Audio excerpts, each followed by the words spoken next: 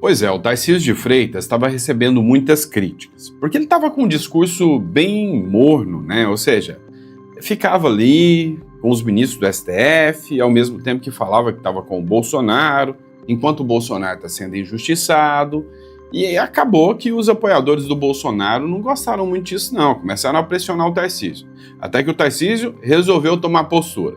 Foi lá no 7 de setembro, chamou o Moraes de ditador, pela primeira vez citou o nome do ministro, e disse que precisa aprovar uma anistia ampla, geral e restrita, que os abusos do judiciário precisam acabar e que ele ia articular com o Centrão por uma anistia. E sim, o Tarcísio teve esse poder de trazer o Centrão para o lado dele, ainda mais do que o próprio Bolsonaro. E é possível que a anistia passe em virtude do Tarcísio. A gente vai para a tela do nosso aplicativo que eu vou te explicar alguns pontos. Primeiro, o Tarcísio precisou subir o tom, é verdade. Tarcísio, inclusive sobre a anistia, ele não recuou em relação ao ministro Supremo Alexandre de Moraes. Mas você acha que não ia ter resposta? Teve resposta, o Tarcísio entrou na mira do canhão chamado Alexandre de Moraes. E agora, meu amigo, ou impeachment ou prisão. A gente vai falar sobre isso aqui com vocês. O recado foi claro, o recado foi muito objetivo em relação ao Tarcísio de Freitas. Outro ponto que a gente vai falar também é sobre o Eduardo Bolsonaro, que teve ontem uma grande vitória.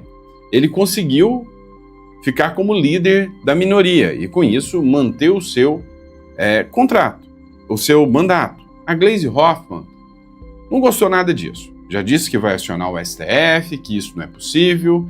E o Hugo Mota falou que, com relação ao Eduardo Bolsonaro, ele vai decidir em breve. Vamos entender tudo o que está acontecendo? Eu estou aqui justamente para te explicar.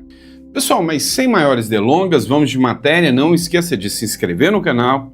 A gente está tentando a cada dia trazer conteúdo de mais relevância para vocês, tá bom? Ó, lembrando que eu troquei o computador agora, então eu estou tentando adequar aqui. Vocês têm que me falando se o áudio tá legal, se a imagem tá legal, tá? Uma coisa é a forma que a gente grava. Uma coisa, eu faço o teste aqui, quantas vezes já aconteceu, eu testei aqui no meu equipamento, o áudio tava maravilhoso, tudo bonito, aí eu subo e todo mundo reclamando, que porcaria de áudio. Então, só informa pra gente aí, beleza? Vamos começar de matéria, vem comigo.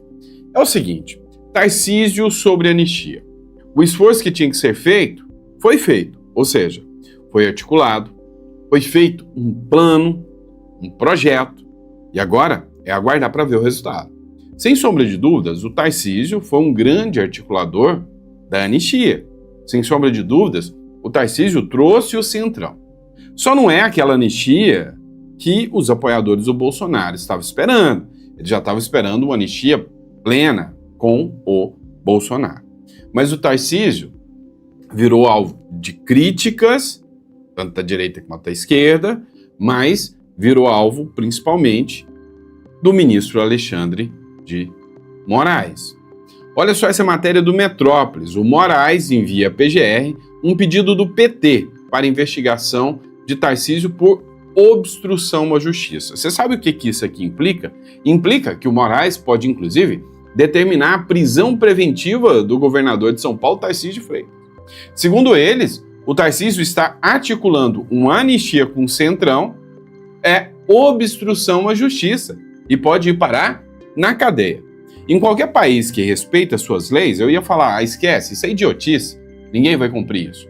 Mas aqui é a República Tupiniquim e sim, pode acontecer. Inclusive, depois que o Tarcísio falou contra o Alexandre de Moraes, ele foi alvo também de um pedido de impeachment pelos deputados do PT e do PSOL. E pode acontecer esse pedido de impeachment do Tarcísio. A grande questão é o seguinte, intocáveis, inquestionáveis e com toda certeza, são os grandes soberanos, os ministros do STF.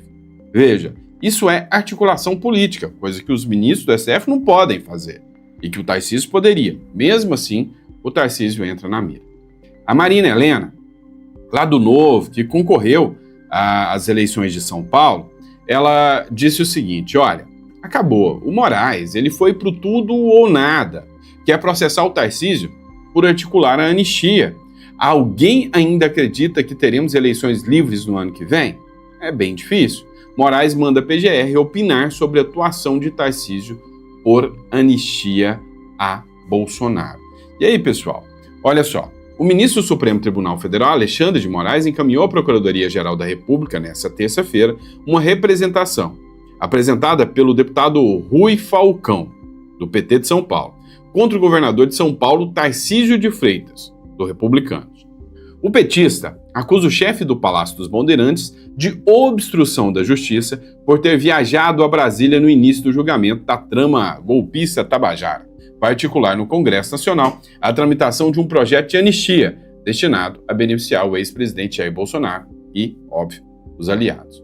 E aí o Moraes determinou que a representação fosse autuada como petição autônoma e enviou a PGR, que terá 5 dias para se manifestar sobre a abertura de inquérito. Agora, vocês precisam entender uma coisa. O Procurador-Geral da República ele vai avaliar se existe indício suficiente de autoria e prova de materialidade, ou seja, ele vai analisar se foi cometido um crime pelo Tarcísio mesmo. E se for o Tarcísio que cometeu esse crime. E se isso aconteceu, eles vão fazer as medidas cabíveis, que podem ir desde a abertura do inquérito ou um pedido de prisão preventiva. Dá uma olhada nessa matéria aqui que foi divulgada, falando justamente na Jovem Pan sobre essa questão do Tarcísio. Acompanha comigo. Pois é, aquele prazo regimental de 5 dias, que o ministro pediu ali à Procuradoria-Geral da República, ao procurador Paulo Gonet, para se manifestar com relação à abertura de um inquérito contra o governador de São Paulo, Tarcísio de Freitas. E isso envolvendo acusações ali sobre tratativas, articulação do PL da anistia em meio ao julgamento que acabou condenando Jair Bolsonaro. Essa ação, ela se refere ali a uma representação que foi protocolada aqui no STF pelo deputado federal Rui Falcão, do PT, e isso foi no segundo dia, na verdade, ali do julgamento de Jair Bolsonaro, isso lá no dia 3, isso foi logo depois da viagem de Tarcísio de Freitas aqui a Brasília. Ele veio para cá, conversou com o Hugo Mota, com o presidente da Câmara dos Deputados, defendendo ali um projeto no Congresso Nacional para beneficiar ali os condenados no 8 de janeiro, beneficiando também Jair Bolsonaro. Nessa mesma viagem, Tarcísio de Freitas se encontrou também com o presidente do PP, o senador Ciro Nogueira, fez tratativas ali com figuras importantes do Centrão, da oposição, isso tudo ali em meio ao julgamento do núcleo crucial que acabou condenando Jair Bolsonaro. E na representação aqui no STF, o deputado federal do PT, ele disse o seguinte, que ao tentar aprovar uma anistia enquanto se realiza um julgamento, o governador Tarcísio buscou criar um atalho político para impedir esse julgamento que acabou condenando Jair Bolsonaro, e aí acusa Tarcísio de Freitas de obstrução de justiça. Aí nesse mesmo documento, o governador, só relembrando, ele disse que esse episódio vai além da liberdade de expressão e da atuação política. Diz que consiste numa interferência direta na jurisprudência, na jurisdição, tentando fragilizar a autoridade do Supremo Tribunal Federal no momento que proferia ali o julgamento histórico da tentativa de uma ruptura institucional. E aí, Kobayashi, então hoje foi realizado esse despacho ali do ministro Alexandre de Moraes, dando esses 5 dias para a PGR se manifestar se abre ou não, se há indícios ali para que essa investigação realmente seja aberta ali e acabe investigando o governador de São Paulo, Tarcísio de Freitas, por obstrução de justiça. Lembrando que Tarcísio de Freitas pretendia também visitar Jair Bolsonaro hoje, terça-feira, em meio a toda a tratativa também do PL da anistia no Congresso Nacional. Ele fez esse pedido ao ministro Alexandre de Moraes, que autorizou essa visita a Jair Bolsonaro, mas não hoje, como havia pedido o governador, mas sim no dia 29 de setembro, só daqui a 2 semanas, o governador, depois ali dessa negativa de Alexandre de Moraes, permitindo somente no dia 29, ele pediu novamente que essa reunião acontecesse hoje, mas ele foi simplesmente ignorado pelo ministro Alexandre de Moraes, não houve uma nova resposta. Então, haverá essa visita apenas no dia 29. Pois é, o que acontece? O Tarcísio de Freitas ia encontrar com o Bolsonaro, Havia uma articulação já caminhando nesse sentido. Agora, o que mostra? É uma nítida e clara intimidação. Sem sombra de dúvidas, não dá para tapar o sol com a peneira, dizendo que essa situação, né, que abraça hoje em relação ao Tarcísio de Freitas é normal, né? É nítida e claramente, né, o próprio Supremo atuando dentro das vontades, né, e em alinhamento total com o partido, né, que está no poder, de esquerda. E aí vem a questão da anistia, né? Tudo isso, todo esse imbróglio é em virtude da anistia, principalmente da questão do Hugo Mota lá se manifestando, impor a anistia para andar. Dá uma olhada aqui. Gleisi Hoffmann, né, para barrar a anistia, Gleisi Hoffmann pede que ministros liguem para deputados. Começou uma força-tarefa. Tem informações que o Lula liberou mais de 3,5 bilhões em emendas agora para tentar barrar a anistia. Foi feita uma força-tarefa por parte do PT para impedir que a anistia passe. E aí, né, essa intimidação ao Tarcísio de Freitas, que capitaneou a anistia, que se tornou, de certa forma, o símbolo da anistia, sem sombra de dúvidas, feita pelo ministro Alexandre de Moraes como uma forma de intimidação. Ó, Tarcísio, para de articular politicamente.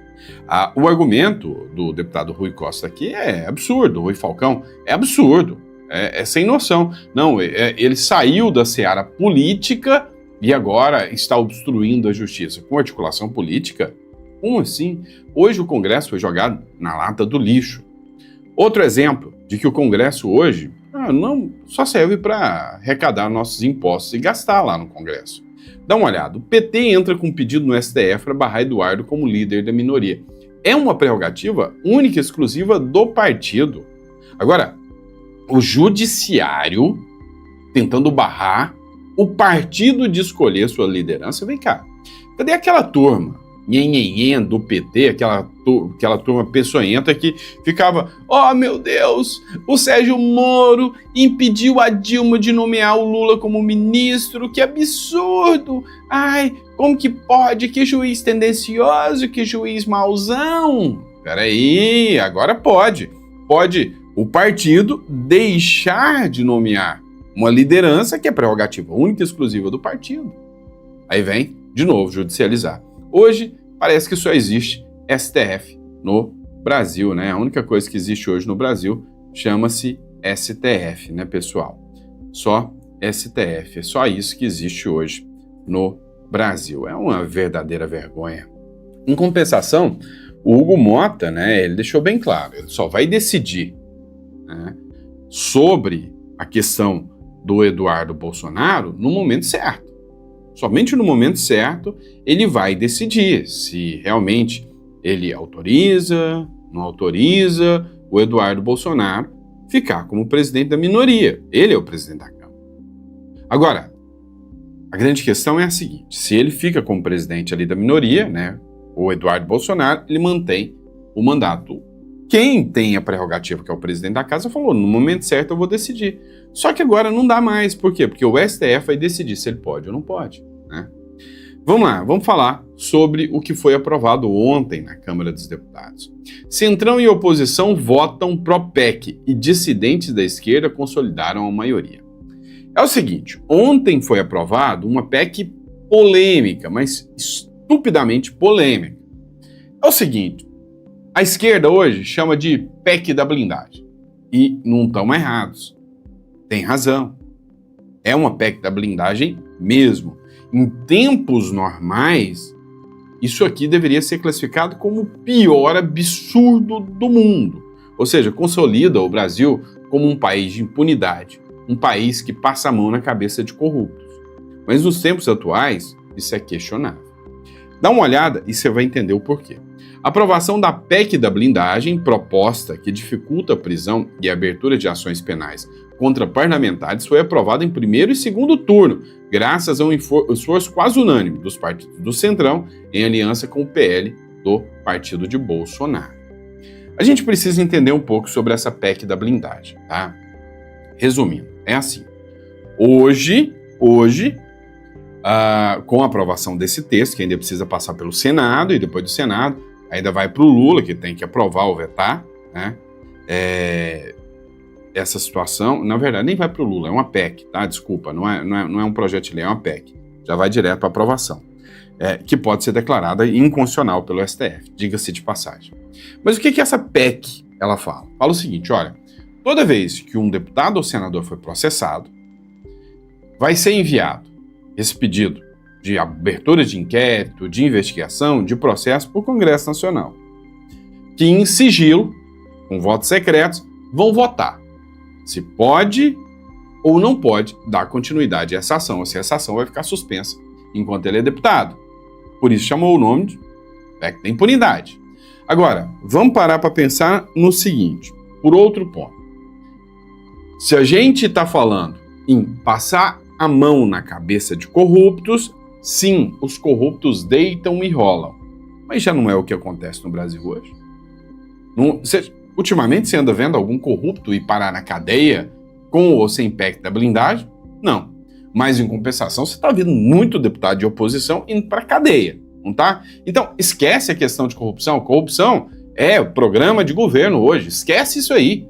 Hoje o que você tem que entender é que há uma perseguição em ação. Por isso que a gente vai ler esse editorial aqui, essa matéria do editorial central que eu escrevi aqui. Você vai analisar isso aqui e depois nós vamos balancear isso aqui com um vídeo do Kim Kataguiri. Eu preciso que vocês prestem atenção, mas abram a mente, tá? Eu sei, Kim Kataguiri, não! Peraí, abre a mente e escuta para vocês verem o que ele falou. Matéria, PEC da blindagem. O Congresso arma seu escudo contra o STF. O mais interessante é o timing dessa articulação. Tudo costurado por Arthur Lira logo após os protestos contra a prisão domiciliar de Jair Bolsonaro. A mensagem é clara. Se até um ex-presidente pode ser colocado em prisão preventiva sem provas robustas, imagine o que pode acontecer com deputados comuns. O Congresso parece estar dizendo ao Judiciário: aqui não, quem manda somos nós. É praticamente uma resposta direta à judicialização da política que vem sendo usada como arma preferida da esquerda e parte do STF para perseguir os adversários. No final da tarde, a PEC pode ser vista como um escudo contra o arbítrio dos togados que confundem justiça com militância. Claro, a imprensa vai vender como autoproteção da classe política. Mas, convenhamos, em tempos de ditadura judicial, talvez blindagem seja apenas instinto de sobrevivência. Afinal, quem vigia? Os vigilantes. Esse foi o texto que eu coloquei aqui no editorial central, tá, pessoal? Agora, eu quero que vocês analisem o seguinte. Esse aqui é o deputado federal Kim Kataguiri. Eu vou sair daqui, vou pro Instagram, vou sair. Eu quero que você preste atenção num vídeo que ele fez. E ele não tá errado. Mas o momento é que tem que ser analisado com cautela. Dá uma olhada aqui, tá? Ó, presta atenção. Dá vontade de desistir. É o que escreveu, né? O Kim Kataguiri aqui. E tem um monte de gente falando, poxa, o Nicolas votou a favor, que fique bem claro, que o eleitor dele leia isso. Se você tem vontade de desistir, imagina a gente que paga por tudo isso. Kim Kataguiri e Rosângela Moro foram os únicos do União Brasil que votaram contra. Parabéns. Mas presta atenção nisso aqui. Olha, esse é um dia que dá vontade de desistir. Eu acabei de chegar da Câmara dos Deputados, a gente votou agora a PEC da blindagem. Votei contra, né, o texto que estabelece o seguinte: um deputado, um sujeito se elege deputado, ele mata uma pessoa, ele estupra uma pessoa, ele é um pedófilo, ele é um traficante, ele desvia dinheiro público. Para começar um processo contra essa pessoa, não estou nem falando de prender, falando para começar um processo, não estou nem falando de ter uma medida cautelar, não estou falando de busca e apreensão, não estou falando de apreensão de passaporte, estou falando para começar um processo criminal contra essa pessoa. Essa PEC determina que precisa ter uma votação secreta na Câmara dos Deputados. Então você nem vai saber se seu deputado votou para prender ou para soltar vagabundo. Para daí ele poder começar a responder um processo. Né? E eu vejo gente... Eu tô há 6 anos exercendo o mandato. Eu vejo gente que estava participando de manifestação comigo em defesa da Lava Jato, pelo impeachment da Dilma, contra o Petrolão, né, na defesa do combate à corrupção, votando a favor desse texto. É muito desesperador, né? Primeiro, você trabalha muito numa casa que é pouquíssimo produtiva e que dá pouquíssimo resultado. Quando sai coisa boa, é coisa pequena. Quando sai coisa ruim é uma tragédia, né? É uma coisa que me lembra até do que o Roberto Campos falava, né? Que quando a primeira vez que ele chegou no Congresso, ele pensou que estava lá para fazer o bem, né?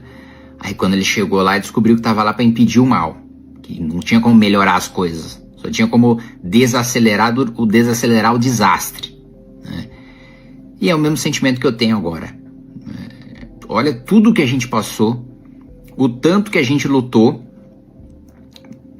tudo que a direita fez, o quanto ela se manifestou, o quanto denunciou escândalo de corrupção de esquerda, do PT, o tanto que a gente foi perseguido, foi atropelado por um sujeito do MST, tentaram me matar, a Dilma colocou o Cardoso para fazer dossiê contra mim com 19 anos de idade, e a gente denunciando corrupção, para basicamente a gente institucionalizar a bandidagem, com uma PEC que permite, por exemplo, que alguém do PCC dispute a eleição, e com o voto secreto dos seus colegas nunca tenha um processo criminal contra ele, sendo um faccionado. É de causar desesperança. E ver gente ainda aplaudindo isso. E ver deputado falando com orgulho que tá votando a favor disso. E com um eleitor que se diz de direita apoiando um negócio desse. Achando que tá certo eu blindar todo o centrão dos seus escândalos de corrupção com esse discurso vazio. Vamos lá. A gente precisa falar sobre isso aqui, né?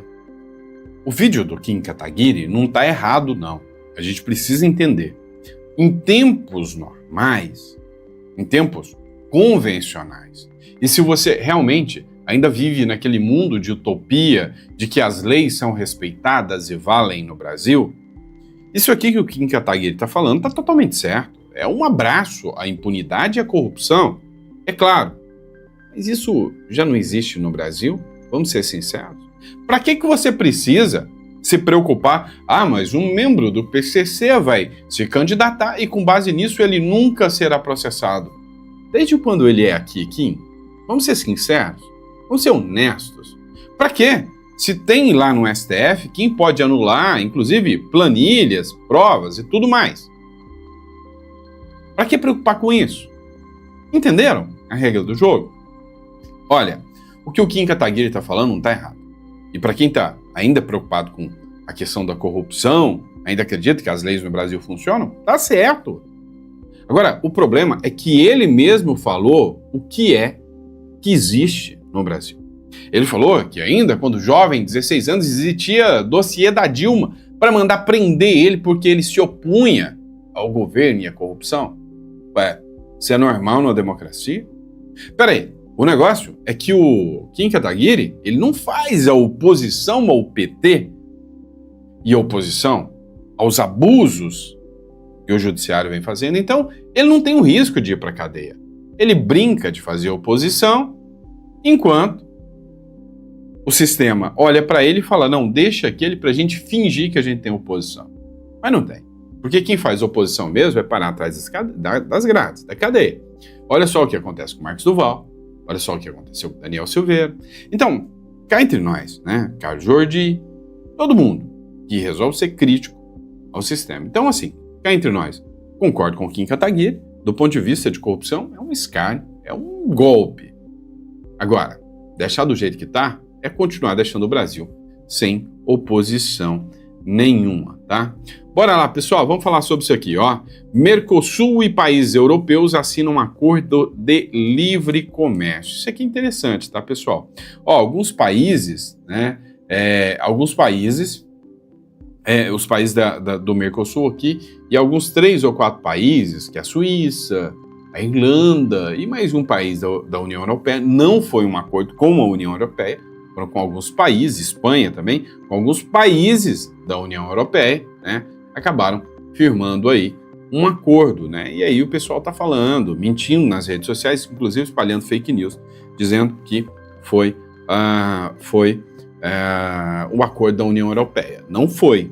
Foi um acordo do Mercosul com alguns países da União Europeia, 3 especificamente, tá?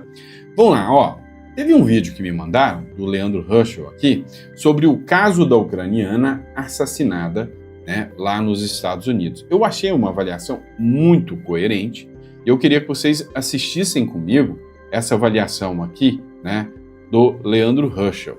acompanha aqui comigo, tá? Eu estou deixando dessa forma a tela, você consegue ver o vídeo e caso seja interessante para você, você pode ir lendo, né, os comentários aqui também, vocês viram que eu vou passando os comentários, tá? 14 passagens pela justiça do assassino da jovem ucraniana. Até nos Estados Unidos é muito fácil de explicar, né? Em primeiro lugar, quando eu vi essas cenas e foi ao ar, não só aquele vídeo mais curto, mas um vídeo longo, mostrando todo o assassinato, eu passei muito mal, eu não consegui dormir aquela noite. Então as cenas mostram uma jovem branca assassinada por um criminoso negro com uma faca, que deu 3 facadas no seu pescoço. E depois foi revelado que ele tinha 14 passagens pela polícia. Como é que se explica isso? É simples. A esquerda, né, opera no mundo inteiro pela inversão da realidade. Então, vítimas seriam os verdadeiros criminosos e os criminosos seriam as vítimas. Então, pelo sujeito ser negro, simplesmente, ele já é um oprimido. E aí ele não pode ser responsável pelos seus atos. E aí o sistema criminal, isso foi implementado e ganhou tração, especialmente depois do movimento Black Lives Matter, deve tratar a cor do assassino ou de qualquer outro criminoso como um fator na hora de definir a pena ou de definir uma progressão de regime. E foi exatamente isso que foi implementado em North Carolina, né? A cidade de Charlotte, onde aconteceu o crime num trem. E é por isso que o criminoso, que o animal, estava solto nas ruas, porque nós passamos a ter políticas de desencarceramento em massa, já que, segundo a esquerda, isso seria a coisa certa a fazer para combater o racismo. Isso não acontece só no Brasil, acontece também nos Estados Unidos. Na verdade, de uma certa forma, nos Estados Unidos até de maneira mais profunda do que no Brasil, especialmente em estados ou cidades controlados pela esquerda, né? Então, é justamente por isso. Essa política está promovendo violência, morte, sofrimento. E, de maneira mais paradoxal, quem mais está sofrendo são as comunidades negras aqui nos Estados Unidos, em que diminuiu o policiamento. Porque se a polícia é tratada como racista e tudo mais, e você ter a repressão ao crime é tratado como, de uma certa forma, algo racista, a polícia se retira desses locais e aumenta o nível de criminalidade nesses bairros mais pobres que são majoritariamente negros, né? E aí você tem os negros como as vítimas, em maior número, de políticas da esquerda que dizem defender esse mesmo grupo, essa mesma minoria. É isso que está acontecendo e é por isso que nós temos criminosos nas ruas. No Brasil, algo que acontece há muito mais tempo. Como? Simples assim. E, sabe, não que seja relevante e nem de longe eu estou falando que, bem feito, mas essa própria moça, que foi a vítima nessa aqui, né, ela defendia, ela era de esquerda. Então, o que o Leandro Ruschel está falando tem muito a ver. Aqui no Brasil, não é de hoje que saem matérias dizendo que o crime organizado financia os jovens para passarem na OAB, para passarem em concursos de juiz, de promotor, de policial, tudo isso amando, né, e a função do crime organizado, né?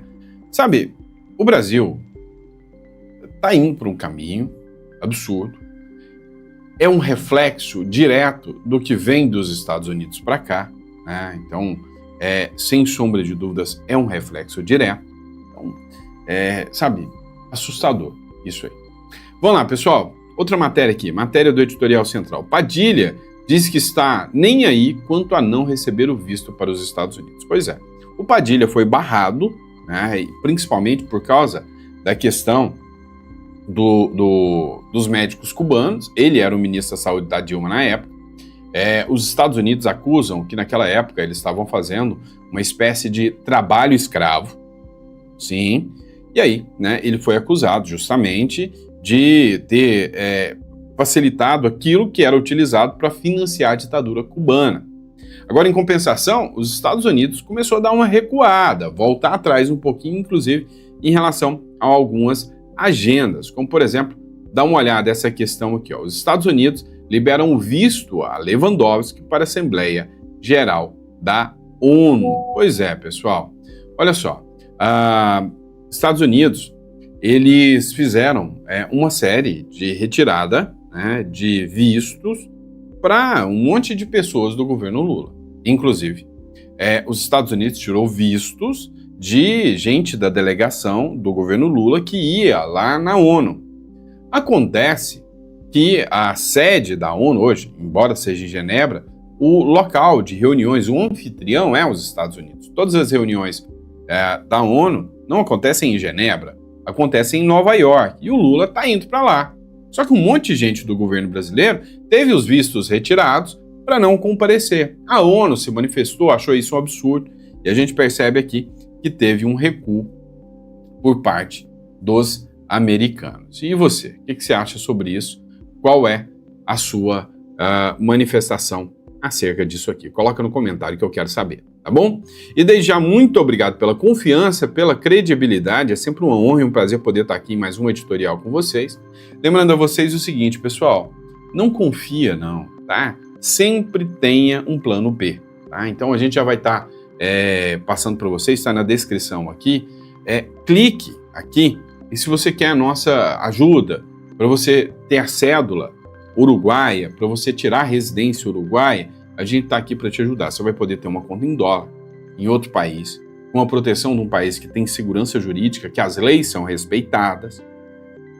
É a cédula mais barata, se você comparar com a do Paraguai, muito mais barata do que a do Paraguai. Se você comparar com o Green Card americano, por exemplo, muito mais barato. E você pode ter os mesmos benefícios. Você pode ter a cédula do Uruguai, morar no Brasil e fazer todos os seus investimentos em ETFs americanos, por exemplo. Tá bom? Então, se você precisa de, auxílio nisso, clica aqui na descrição. A gente está aqui para te ajudar, tá bom? Grande abraço, fica com Deus e até o próximo editorial.